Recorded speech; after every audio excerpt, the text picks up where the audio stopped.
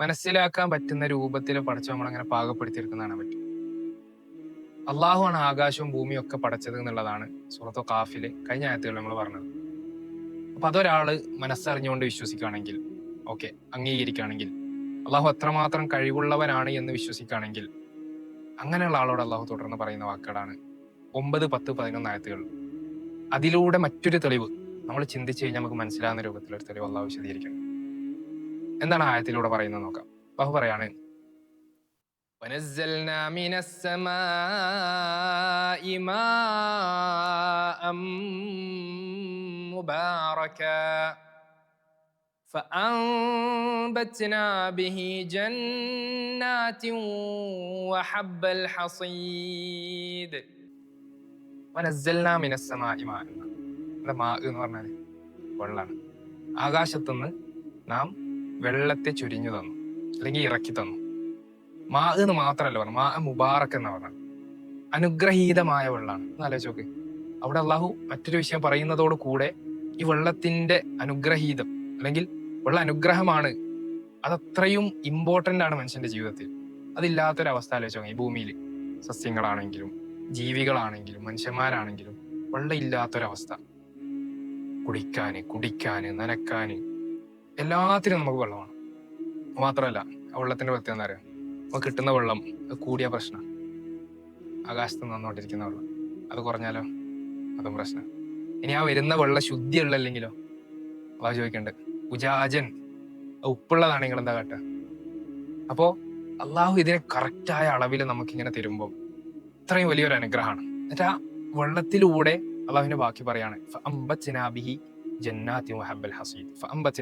നാം മുളപ്പിക്കുകയും ചെയ്തു എന്നാണ്. ബിഹി അതുകൊണ്ട്, ആ വെള്ളം കൊണ്ട് അള്ളാഹു മുളപ്പിച്ചു. എന്തിന്? ജന്നാത്ത് തോട്ടങ്ങൾ, വഹബ്ബൽ ഹസീദ്, ഹബ്ബ് എന്ന് പറഞ്ഞ ധാന്യം എന്നാണ്, ഹസീദ് കൊയ്തെടുക്കാൻ പറ്റുന്ന ധാന്യങ്ങൾ അള്ളാഹു മുളപ്പിച്ചു എന്നാണ്. അപ്പോ ആ വെള്ളം കൊണ്ട് അള്ളാഹു ധാന്യങ്ങളും തോട്ടങ്ങളും ഒക്കെ ഉണ്ടാക്കണം. അത് മാത്രമാണോ? എന്താ നഖ്ല് എന്ന് പറഞ്ഞാല്? നമ്മള് ഖത്തറിലാണ്, ഇവിടെയൊക്കെ നഖ്ല്, അറബികളുടെ നാട്ടിൽ ഈത്തപ്പഴം ഉണ്ടാവും. ഈത്തപ്പഴം ബാസിഖാത്തില്ലഹ, ഇങ്ങനെ ഉയർന്നു നിൽക്കുന്ന ഈത്തപ്പഴം. ലഹ ത്വൽഉൻ നദീദ്, അതിനെന്തുണ്ട്? അടുക്കടുക്കായിട്ടുള്ള കുലകളുണ്ട്. അപ്പൊ ആ മഴയിലൂടെ, ഇത് ആരോടാ പറയുന്നത്? നമ്മള് മുമ്പേ പറഞ്ഞതാ, മക്കയിലെ മുശ്രിക്കുകളാണ്. അവർ കണ്ടുകൊണ്ടിരിക്കുന്ന കാര്യങ്ങൾ വെച്ച് അള്ളാഹു മനസ്സിലാക്കി കൊടുക്കുകയാണ്. അതില് മുന്തിരി കുലകളുണ്ട്. എങ്ങനെ ഇത് മുളച്ചു? ആകാശത്ത് നിന്ന് വെള്ളം വന്നു. അപ്പൊ ഒന്നുകൂടെ ചിന്തിക്കാൻ വേണ്ടിയിട്ടുള്ള പറയാണ്, റിസ്ഖൻ ലിൽ ഇബാദ്. എന്തിനു വേണ്ടി? റിസ്ഖായിക്കൊണ്ട്, മനുഷ്യന്മാർക്ക് ഭക്ഷണം ആയിക്കൊണ്ട്. ലിൽ ഇബാദ്, അള്ളാഹുവിന്റെ അടിമകൾക്ക്. ഓക്കെ, അത് കഴിഞ്ഞിട്ട് പറയാണ്, വഅഹ്യയ്നാ ബിഹി ബൽദതൻ മൈതാ കദാലികൽ ഖുറൂജ്.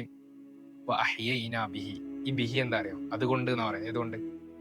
ആ വെള്ളം കൊണ്ട്.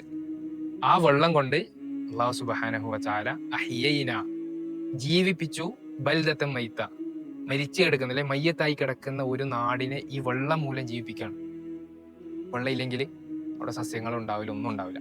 അതായത് ഒരു മരിച്ചു കിടക്കുന്ന ഒരു നാട് പോലെയാണ്. മഴ വർഷിപ്പിക്കുന്നതോടുകൂടെ അവിടെ വീണ്ടും ജീവിപ്പിക്കുകയാണ്. നമുക്ക് വാക്കുകൾ നോക്കൂ, എന്താ നമ്മൾ പറഞ്ഞുകൊണ്ടിരിക്കുന്നത് എന്നുള്ളത്.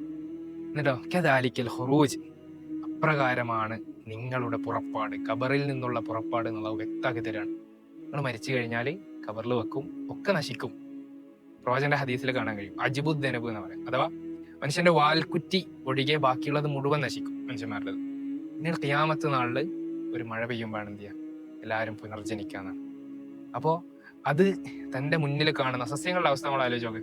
മഴയില്ലാത്ത സമയത്ത് നമ്മുടെ നാട്ടിലൊക്കെ സസ്യങ്ങൾ ആകെ ഉണങ്ങി നിൽക്കുന്നുണ്ടാവും. അപ്പൊ നമുക്ക് എന്താ തോന്നുക? ഇതിനെ കൊണ്ട് ഇനി വലിയ കാര്യമൊന്നും ഇല്ലാന്ന് തോന്നും. പക്ഷെ അടുത്തൊരു മഴയോടുകൂടെ ആ സസ്യങ്ങളൊക്കെ വീണ്ടും നശിച്ചോടുത്തുനിന്ന്, അല്ലെങ്കിൽ ഉണങ്ങിയെടുത്തുനിന്ന് പിന്നെയും അതിങ്ങനെ മുളച്ചു വരുന്ന, പുഷ്പിച്ചേക്കുന്നൊക്കെ കാണാറുണ്ട്. അത്ര മനോഹരായിക്കൊണ്ട് അള്ളാഹു വിശദീകരിച്ചിട്ട് പറയാണ്, നിങ്ങൾ മരിച്ചാലും നിങ്ങളെ പഴയ രൂപത്തിലാക്കാൻ അള്ളാഹുവിന് യാതൊരു പ്രയാസമില്ല എന്ന് പറയുമ്പോൾ അത്ര മനോഹരായ വാക്കുകൾ അല്ലെ. എന്നിട്ട് പറയാണ്, മരിച്ചു കഴിഞ്ഞാൽ ജീവിതം ഇല്ല, അത് അള്ളാഹുവിനൊരു സാധ്യമല്ല എന്നുള്ളത്.